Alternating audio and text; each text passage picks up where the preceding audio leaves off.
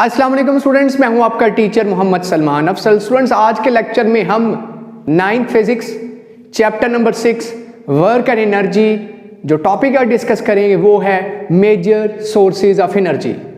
ये major sources of energy का topic 2 videos के अंदर हम कवर करेंगे। पहली वीडियो, आज की वीडियो के अंदर हम नॉन रीन्यूएबल एनर्जी सोर्सेज पढ़ेंगे और नेक्स्ट वीडियो के अंदर हम रीन्यूएबल एनर्जी सोर्सेज पढ़ेंगे। आज जानेंगे इन दोनों एनर्जी सोर्सेज में फ़र्क क्या है और कहां से हम ये एनर्जीज गेट करते हैं, क्या क्या इन एनर्जी से हम इस्तेमाल में कैसे इन्हें लेके आते हैं, सारी डिटेल जानेंगे। तो स्टूडेंट्स, हम अगर अपनी अर्थ की बात करें तो हम सबसे ज़्यादा एनर्जी कहां से गेट कर रहे हैं? सबसे बड़ा सोर्स हमारे पास एनर्जी हासिल करने का दैट इज सन।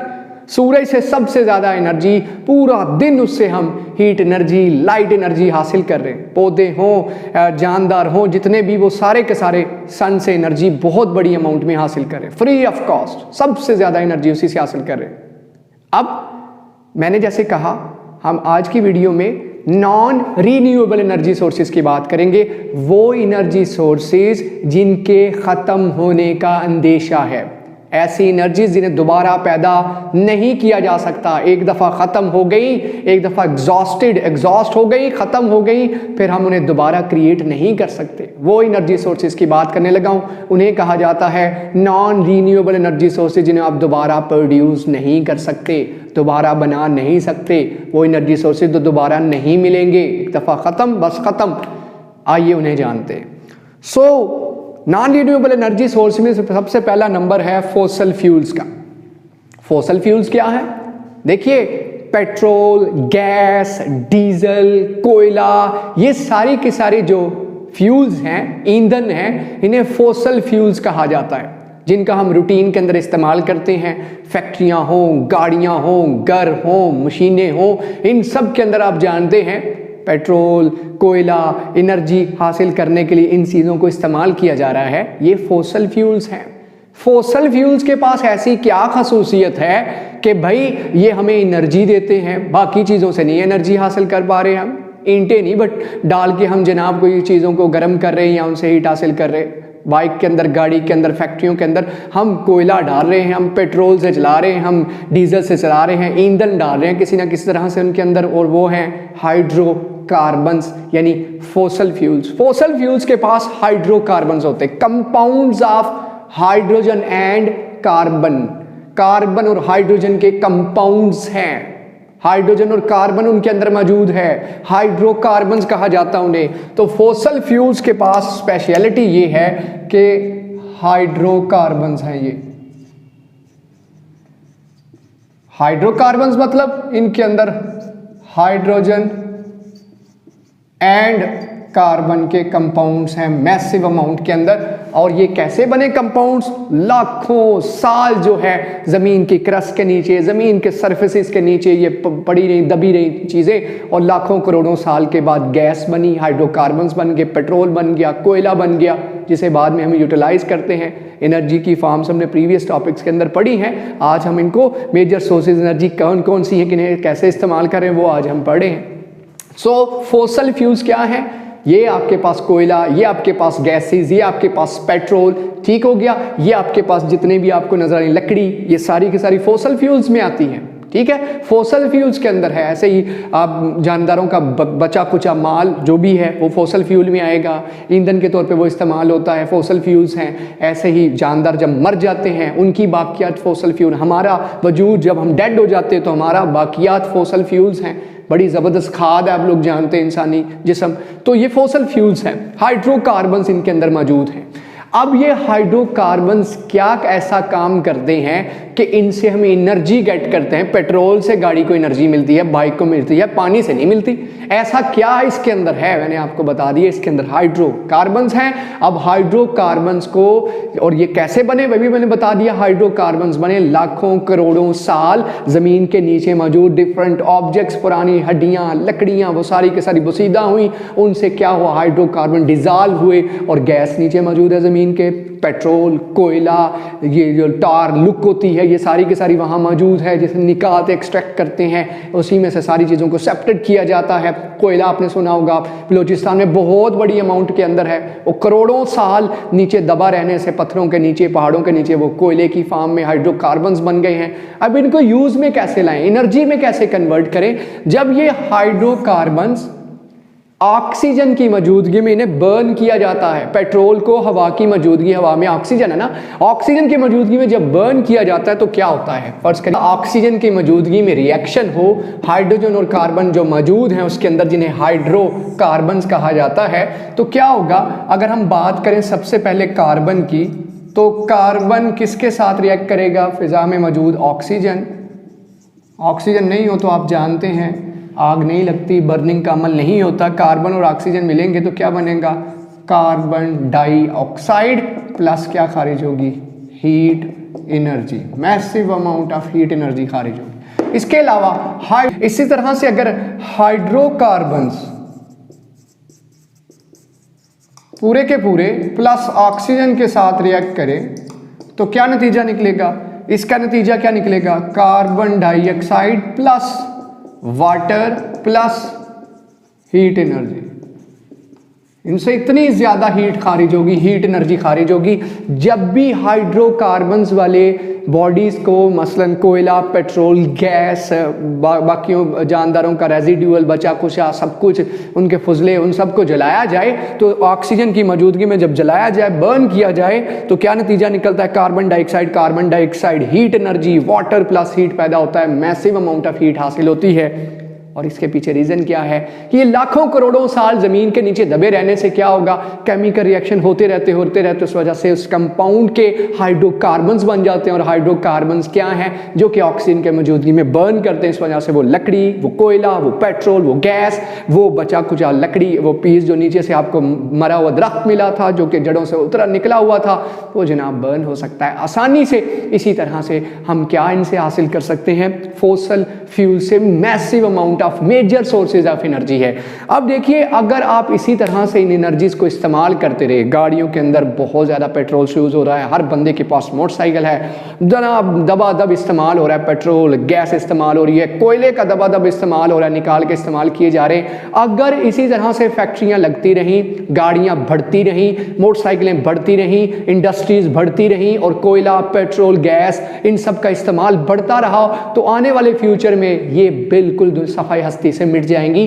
पेट्रोल खत्म, गैस खत्म, कोयला खत्म, ये सारी एनर्जी सोर्स फोसल फ्यूल तो हो जाएंगे खत्म, क्योंकि ये है नॉन रिन्यूएबल, इन्हें दोबारा क्रिएट तो कर नहीं सकते। सदियां लगेंगी, हजारों लाखों साल लगेंगे, तो इतने तो टाइम नहीं है हमारे पास, हमने तो इसी टाइम के अंदर ये सारा कुछ। इसका मतलब दुनिया को, साइंसदानों को हमें अल्टरनेटिव सोर्सेज देखने चाहिए, फोसल फ्यूल से छोड़ के कम इस्तेमाल करके। आपने देखा होगा आजकल इलेक्ट्रिकल कारें आ गई, बिजली पे चलने वाली कारें, तो इसका मतलब हम इनका इस्तेमाल कम कर रहे हैं ताकि ये बचा रहे। पेट्रोल कहीं ज़्यादा ज़रूरत होगी वहाँ इस्तेमाल करें, गैसेस का इस्तेमाल कम करें, बहुत ज़रूरत है इस्तेमाल करें, वरना ये दुनिया से एग्जॉस्ट खत्म हो जाएंगी और फिर दुनिया बहुत इकोनॉमिकल इश्यूज से गुजरेगी, बहुत बड़े मैसिव इश्यूज, डिजास्टर्स आएंगे, फैक्ट्री, इंडस्ट्री, हर चीज़ बंद हो जाएगी। अगर हमने इसके अल्टरनेट सोर्सेज ना ढूंढे तो पूरी दुनिया की, आप जानते हैं कि इंडस्ट्री, सारा कुछ तबाह होने का खदशा है। इसलिए इसका इस्तेमाल बहुत अच्छे से, बेहतरीन तरीके से कीजिए, इसे बेजा इस्तेमाल ना कीजिए। आप यहाँ अपनी गाड़ी पे सफ़र करें, वहाँ पे पब्लिक ट्रांसपोर्ट पे सफ़र कीजिए। इससे क्या होगा?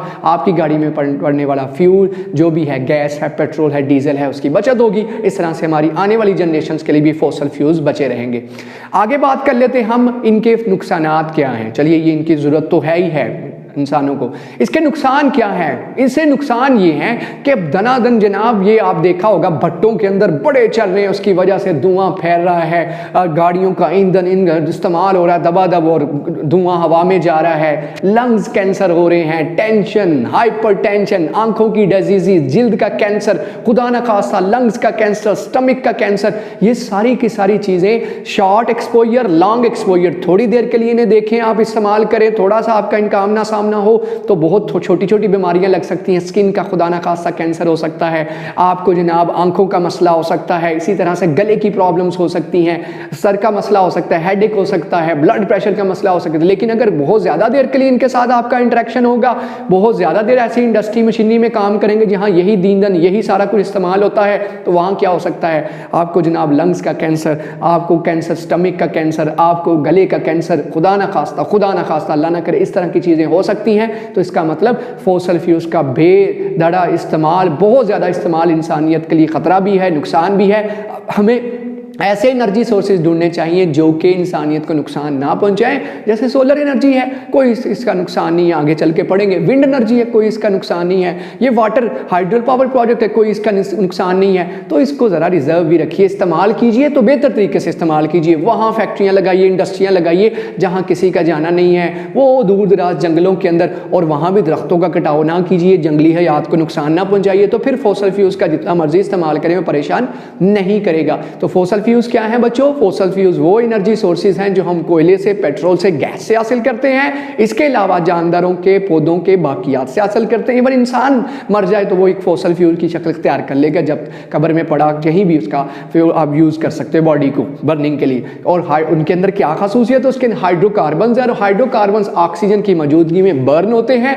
जब बर्न होते हैं तो क्या क्या पैदा करते हैं? Carbon dioxide plus heat. हमें हीट ही तो चाहिए, carbon dioxide plus water plus heat, और ये मैसिव अमाउंट ऑफ हीट हम इस्तेमाल करते हैं। फैक्ट्रियों में कोयला बेधड़ इस्तेमाल हो रहा है, पेट्रोल इस्तेमाल हो रहा है, गाड़ियों में, मशीनों में, सब में। तो ये था जी सबसे पहला जी, हमने फॉसिल फ्यूल्स को डिटेल से डिस्कस कर लिया, इनके यूजेस, इनके जनाब हमने देखा कैसे एग्जॉस्ट हो सकती हैं, फिर हमने इनके नुकसानात हमारी रोजमर्रा जिंदगी के अंदर पड़े। अब आ जाइए दूसरा एनर्जी सोर्स, नॉन रीन्यूएबल। ये भी खत्म होने का अंदेशा है, ये भी बहुत थोड़ा है, लिमिटेड है, इसे भी बड़े एहतियात से इस्तेमाल करना है। न्यूक्लियर फ्यूल्स, देखिए हमने बात की थी कुछ ऐसे फ्यूल्स भी हैं जो पिछले टॉपिक के अंदर भी डिस्कस हुआ। न्यूक्लियर रिएक्शन जिन बॉडीज के अंदर होता है, जिन प्रोडक्ट्स के अंदर, जिन सब्सटेंसेस के अंदर न्यूक्लियर रिएक्शंस होते हैं, वो न्यूक्लियर हमारे पास सब्सटेंसेस हैं, अल्लाह ताला ने पहाड़ों के नीचे रखा है। मिसाल के तौर पे अगर हम बात करें यूरेनियम की, यूरेनियम हमारे पास एक ऐसा, आप जानते हैं, कंपाउंड है, एक एलिमेंट है जो कि नेचुरली रेडियो एक्टिव है। वो रेडिएशन खारिज करता है, बहुत ज़्यादा एनर्जेटिक रेडिएशन खारिज करता है। इसका मतलब उससे हम एनर्जी हासिल करते हैं। और उसमें कौन सा रिएक्शन हो रहा होता है? Fission reaction. फिजन रिएक्शन क्या होता है?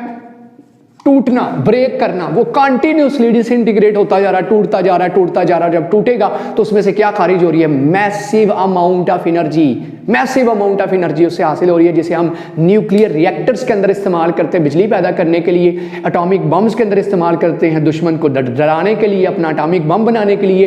तो वो न्यूक्लियर फ्यूल है। न्यूक्लियर फ्यूल बहुत छोटी सी अमाउंट के अंदर भी हो तो हो सकता है 1000 किलो कोयले के बराबर हो, इतनी अमाउंट ऑफ एनर्जी इसके अंदर मौजूद है। क्योंकि ये बहुत खतरनाक रेडिएशन खारिज करता है, और रेडिएशन से हम क्या कर सकते हैं? एक बहुत बड़े न्यूक्लियर रिएक्टर के अंदर, महफूज जगह के अंदर इस एलिमेंट को इस्तेमाल करके हम अपनी अमाउंट ऑफ इलेक्ट्रिसिटी, एनर्जी हासिल कर सकते हैं। लेकिन ये बहुत खतरे का, बहुत ज़्यादा मैसिव डिस्ट्रक्शन कर सकता है, क्योंकि इसकी जो बाकियात है ना, इसका जो फुजला है, जो बाकी मानदा चीज़ बचती है, वो इसके इस्तेमाल करने के बाद जो उसका रेजिड्यू से समुंदर की तह में दफनाना पड़ता है। तो कैसे हम समुंदर की तह में दफनाएं? तो इसे नॉर्मली ऊपर ही सतह ज़मीन के ऊपर ही अगर फेंक दिया जाएगा तो उससे क्या होगा? वहाँ की लिविंग जो जितने भी ऑब्जेक्ट्स हैं वो नापैद हो जाएंगे, मर जाएंगे, सफ़ा हस्ती से मिट जाएंगे। इतना ख़तरनाक है न्यूक्लियर फ्यूल। तो न्यूक्लियर फ्यूल एटॉमिक बॉम्ब्स के अंदर, न्यूक्लियर फ्यूल एटमी रिएक्टर्स के अंदर जहाँ पे बिजली पैदा की जाती है, बहुत ज़्यादा फ़ायदे हैं, बहुत ज़्यादा बिजली पैदा की जा सकती है, लेकिन नुकसानात कहीं ज़्यादा हैं। और एक मेजर सोर्स ऑफ एनर्जी है, ये भी ख़त्म हो गया तो नहीं मिलेगा। पहले ही बहुत थोड़ी अमाउंट में अंदर है, मिलता बहुत थोड़ा है, और अगर इसे आपने इसी तरह से इस्तेमाल करते रहे तो ये नापैद हो जाएगा, आने वाली जनरेशन्स के लिए नहीं होगा, ना वो एटॉमिक बम या ना वो किसी और मकसद के लिए नहीं इस्तेमाल कर सकेंगे। बहुत डेंजरस है, बहुत खतरनाक है। 1000 किलो आपके पास, अगर 1 टन अगर आपके पास कोयला हो और दूसरी तरफ आपके पास थोड़ी सी अमाउंट में न्यूक्लियर एलिमेंट्स हो, न्यूक्लियर फ्यूल हो, यूरेनियम हो, तो ये उतनी एनर्जी दे सकता है जितना वो 1000 kg कोयला देगा। इतना ज़्यादा हमारे लिए मैसिव सोर्स ऑफ एनर्जी है, लेकिन डिस्ट्रक्टिव है, खतरनाक है, और इसके ख़त्म होने का अंदेशा है। ये दोबारा नहीं पैदा किया जा सकता, इसलिए इसे किस कैटेगरी में रखा है?